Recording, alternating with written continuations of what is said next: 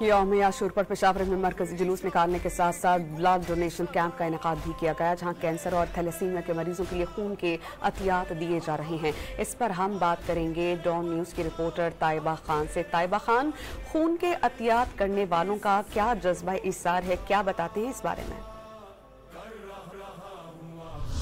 जी बिल्कुल, जहाँ 10 मुहर्रम हराम पे जो है इमाम हुसैन उनकी साथियों की याद में जिस तरह से जुलूस वगैरह निकाले जा रहे हैं, सबीलों का एहतमाम किया जा रहा है, वहीं पेशावर में जो है तो ब्लड डोनेशन कैंप भी लगाया गया है, जहाँ पर कैंसर के मरीजों और थैलेसीमिया के मरीजों के लिए अज़ादार जो है तो अपना ब्लड डोनेट कर रहे हैं।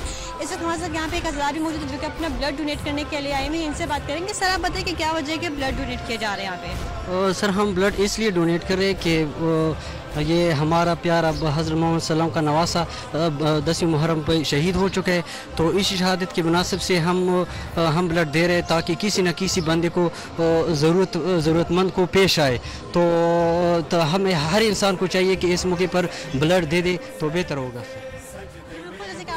इमाम हुसैन की याद में जो है तो ब्लड डोनेट किया जा, जैसे उन्होंने 10 मुहर्रम को उनकी शहादत हुई, उसकी याद में जो तो यहाँ पे ब्लड कैंप लगाए गए और अज़ादार यहाँ पे आ रहे हैं। काफ़ी तादाद में यहाँ पे अज़ादार देखने को मिले जो कि यहाँ पे आ रहे हैं, अपना ब्लड डोनेट करें। उनका यही कहना है कि ब्लड डोनेट करने का मकसद ये है कि आगे किसी की ज़िंदगी बचाई जा सके खून के जरिए।